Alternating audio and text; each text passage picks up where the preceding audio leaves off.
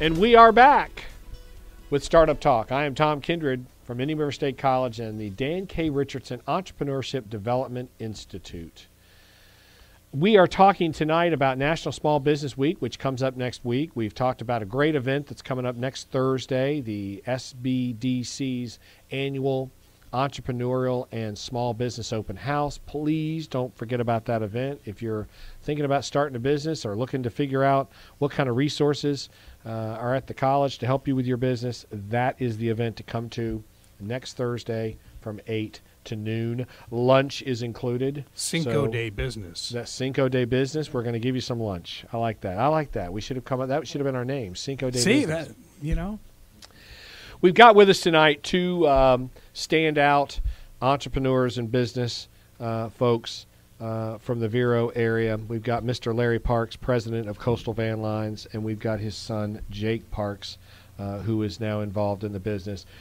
We've been talking about the history of the business, great history of this business. Mr. Parks mentioned that basically the business started on an SBA loan, I think is what Mr. Parks told us.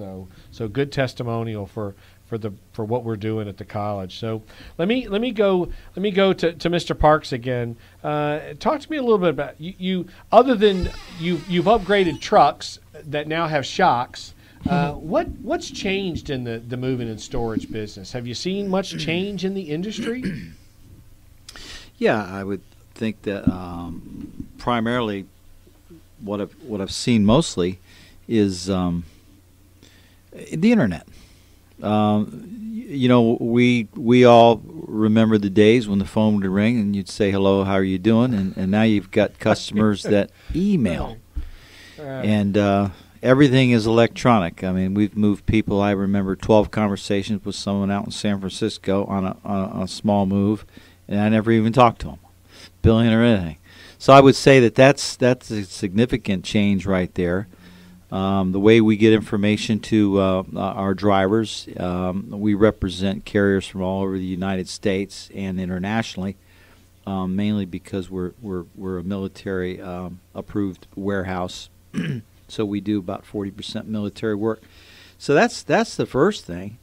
If you were to ask me what didn't change or what's not going to change, I would say you still got to have talent out there that can load a truck, pack a truck, pad wrap a truck, go in the house, be courteous, be professional, and get it on. And I wish the technology could come along and give me some robots, but I haven't seen it yet. Yeah, I mean, and you're right on. I mean, great points. I mean, the internet's really changed everything, even in what is a very traditional moving and storage business. Obviously, changed that. But I think you make a great point too. The one thing that hasn't changed is customer service. I mean, it personal really, service. Yeah, it's just and communication. I think that communication is key. Yes, you're right. Yeah, absolutely. Oh yeah. Being able to, and especially in your business, being able to understand, dates and times and coordination, I would imagine, is a big part of what you. I would say single-handedly, my biggest challenge is dates. You have two people moving across the country that it would work perfect together. However, one needs their stuff a week and a half earlier than the other one, and it doesn't work. Yeah.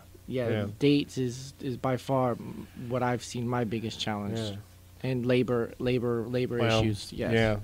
And I was going to ask you, of course, what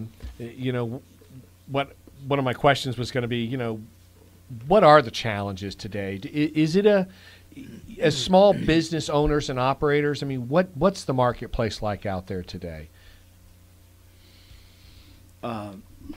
We've got actually more work than we've got capacity.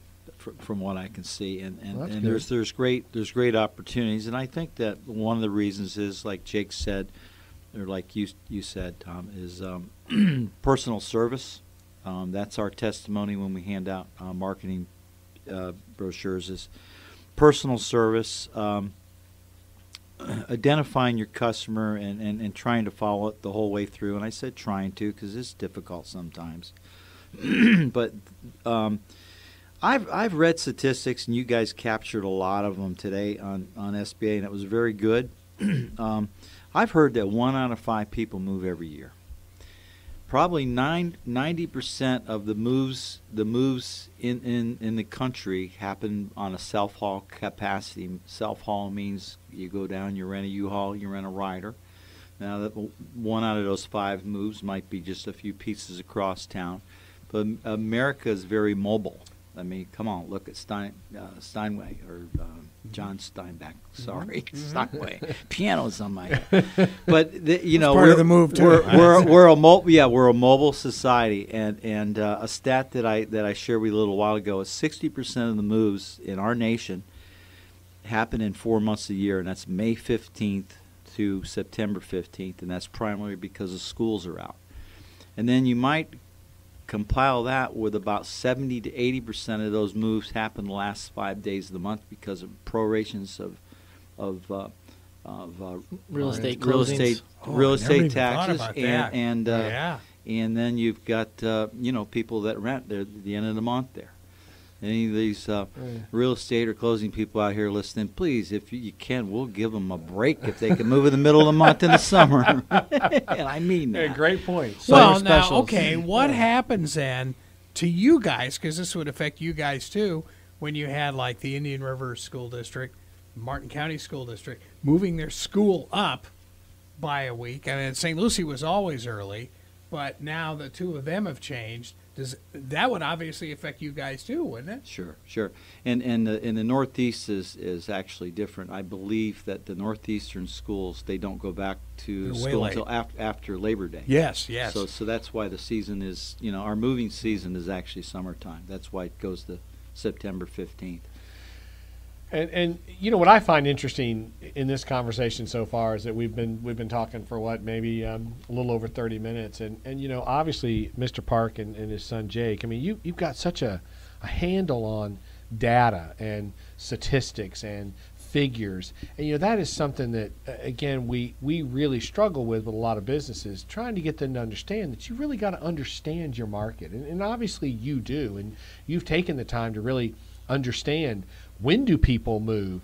And down to the last 5 days. I mean, you really got a great handle on your market and on your business. And I think that's a testimony to you. And I want to use it as an example for other small businesses. I mean, you've really got to understand these things, do you not, to run a small business? It's a vital part of survival in our business. Yeah. To have that understanding. How many years did it really take you to, figure all this out? I think he's still trying to figure it out. well, I think I'll figure it out starting tomorrow when I start driving. I'm actually my son. I told him that I was going to take some time off, so he's got me a tractor trailer, and I'm driving to Sacramento and then Seattle. So I was loading up the in today's equipment we're talking about. It's air ride, 2 sleepers, refrigerator, and all that. It is quite comfortable. And I was packing a truck today, and I was putting my clothes inside the truck, thinking this is going to be like camping, because I will get up to Mount Rainier and do a little hike while I'm in there and all that. That's cool. But one of the reasons for this vast statistics that I have is I have been the secretary of the Board of Movers of the state of Florida for 20 years. Nice. And we've got 660 movers in the state of Florida. Wow. Which really? only 110 of them belong to our association. So. If the Florida's a deregulated state for household goods. So what that means is movers can charge whatever they want. The issue as a result is you have a lot of brokers. They're not actual movers. They have no equipment. They're just third party. They look good on the internet. We call them internet movers. So basically they portray a mover. They lock you in a contract. They take their 20%. They subcontract your move out to a no-name, non-credible mover. And they're giving you this cheap price. I give you a fair price. They show them a ridiculously low price, which isn't real. And by the time their move gets done, if half their furniture may be broken, and their cost is going to be 30 to 40% higher than what a real company would have charged you. Seen stories like that on happens every day. News. Well, we don't want to scare anyone out there. This is a friendly show, but if investigate the company. If there is one point, is have someone physically come to your house. That would be just the driving point right there. Yeah. Don't buy it off the internet. You're not buying auto parts. Yeah, really. Wow. So let's turn just real quickly to the SBDC angle in this story, and how did you learn about the SBDC? I was at a Chamber of Commerce breakfast, and Dick Cantor was at my table, and Dick and I were conversing, and he gave me his card, and I figured I'd reach out. And him and Scotty Wilson came, and we had some appointments, and Scotty was key on helping us with government contracting. Certain, like the military work, you have to get paid through the system for awards management system. It's a government program, and he helped us locate some of our money we weren't able to capture previously. So wow, that was pretty cool. And then obviously now we're starting to work with Jack. He the program you mentioned, Profit Mastery. He broke some stuff down for me, and it was really enlightening, for sure.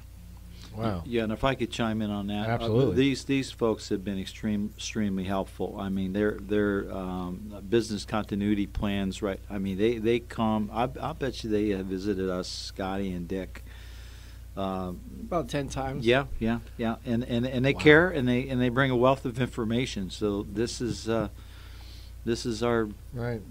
This Well, is great. at our fingertips. Well, that's great, Yeah. and that's and that's why you're here tonight, because obviously you've you take your business very seriously, and that shows. And it's nice when people like you reach out to the SBDC. I got to ask a question now.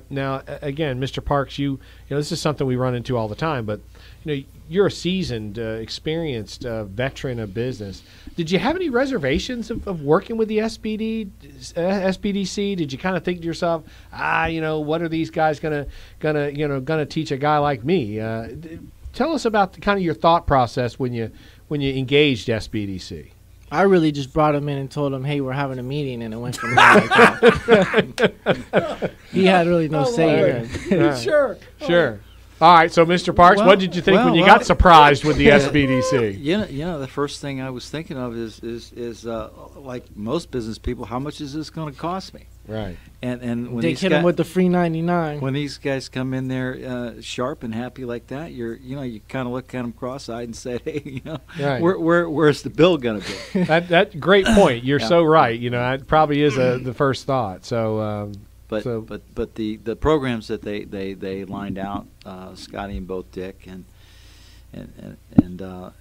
Jack now, right. and you, it is quite incredible, and there's no money being changed hands here today for me to say this. Now it's an incredible program.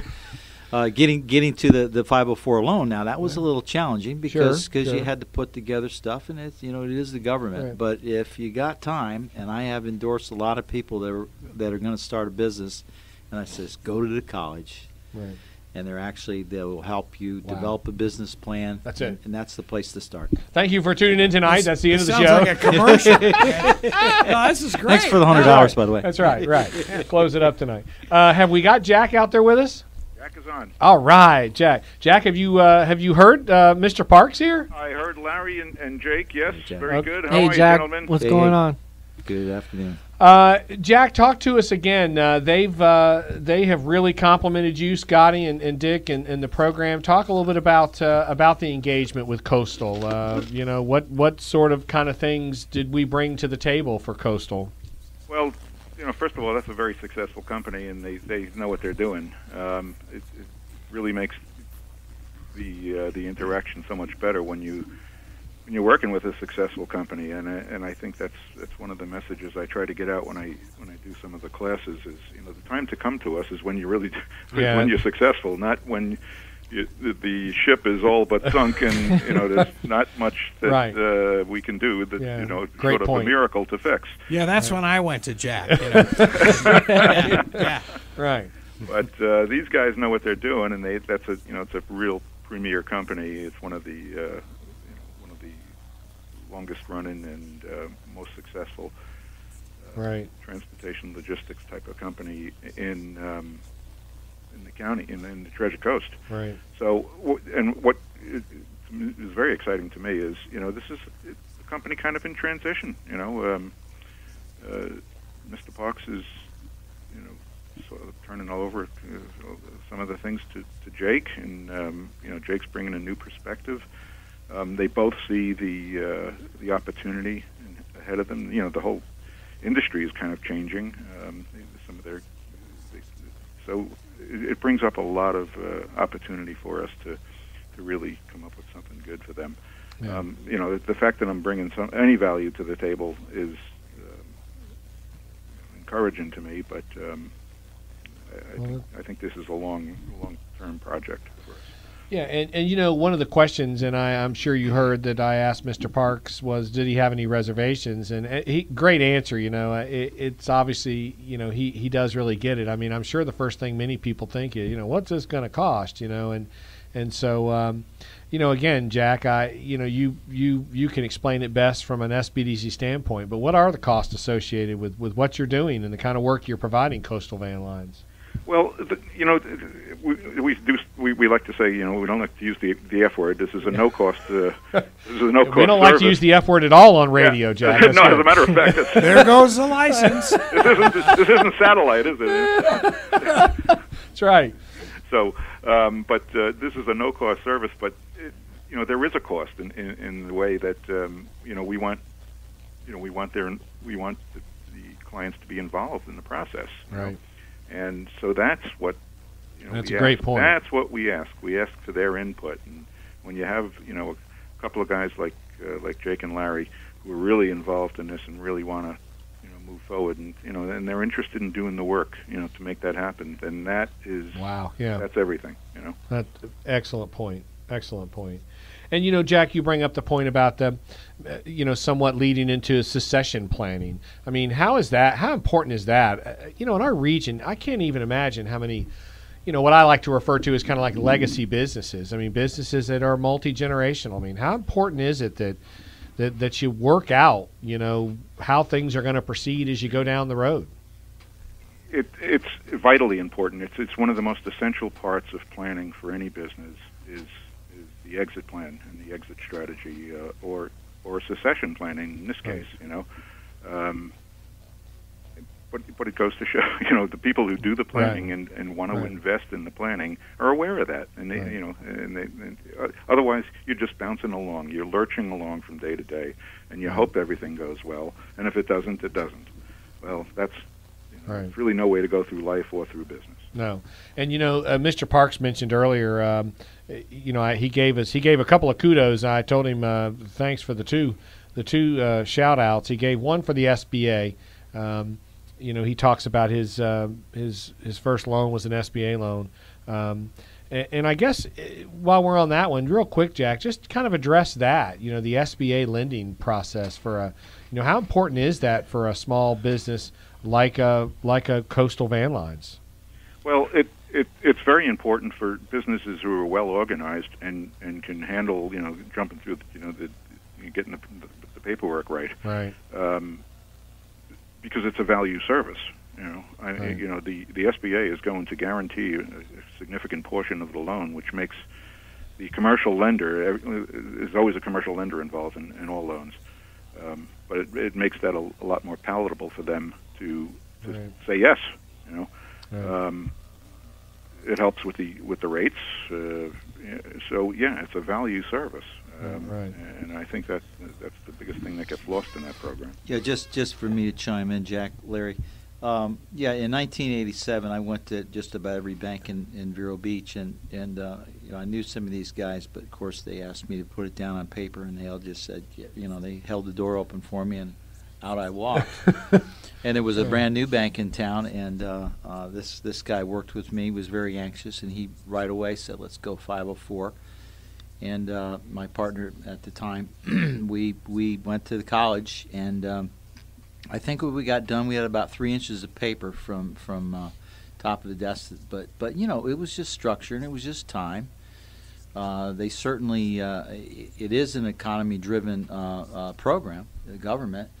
And one of the things they were looking for is for us to hire people, and that only makes sense that the government's going to back something that's going to improve the economy. So anyway, that got me in the bank. The other banks just said, yep, you know, see you later, didn't have any credit. Right. And I would think there's a lot of people out there that are going to come your way, I would hope, in the same situation. You know, they don't have any money, but this program is going to help them. You know, and a lot of banks couldn't care less about SBA business. Well, we benefited from the SBA. So, Right. you know, it's like, it is. It's phenomenal. And you do. You wind up creating jobs out of the situation. By the way, how many employees do you guys have? Today? Ones that show up every day. Yeah, that's it. I believe we've got 13, 14 right now. Okay. Yeah. We keep 2 trucks running interstate, and like Jake said, we try to sell what's called single source, meaning that we sell the job, we pack the job, we haul the job.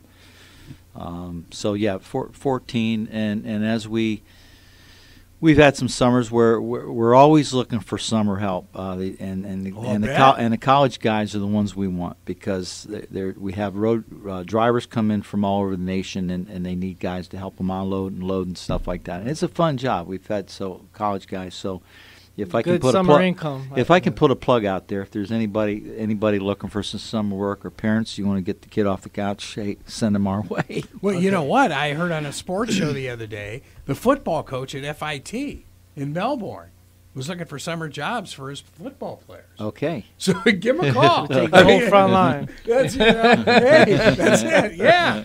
You know, why not? So, Jake, as we kind of close in here, Jake, talk to me as the younger generation. You're getting involved in business. You've got a big future ahead of you. Talk to me a little bit about what it is like for a young person to look ahead in business today. What are you looking to do, and what do you see as kind of the hurdles out there? Well, and I've given this some thought before, and this is, old school versus new school. Definitely, the principles of business that my father has instilled in me, it doesn't matter what you're doing, the old school principles of service, picking up the phone, being personable, that's going to transcend throughout time. So those principles are the things that, I know that, need to be carried on. But as far as, the game has changed. Now instead of having to drive all the way to Jupiter to give a customer estimate, hey, do you want to do a FaceTime video? And I go ahead and knock it out right there and just go ahead and expedite the process, cut down on company costs.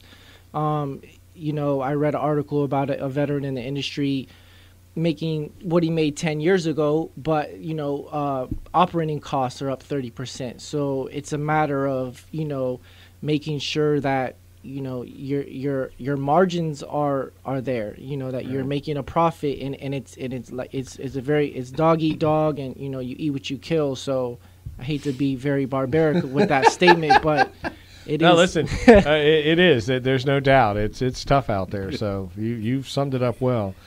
Well, Jack, everything you said about Coastal Van Lines is true. I mean, these guys really know what they're doing. They're experienced.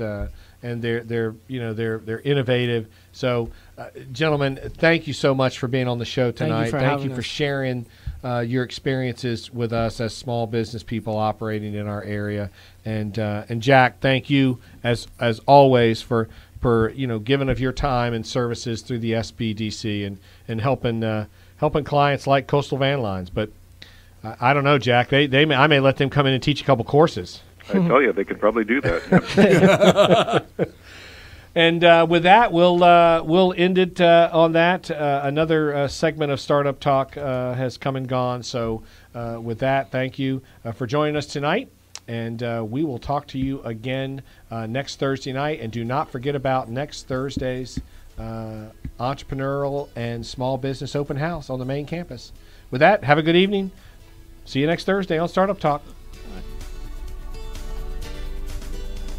You are listening to WPSL, Port St. Lucie, and WSTU, Stewart, Florida. Startup Talk every Thursday night on WPSL and every Monday morning at 10 on WSTU, Stewart.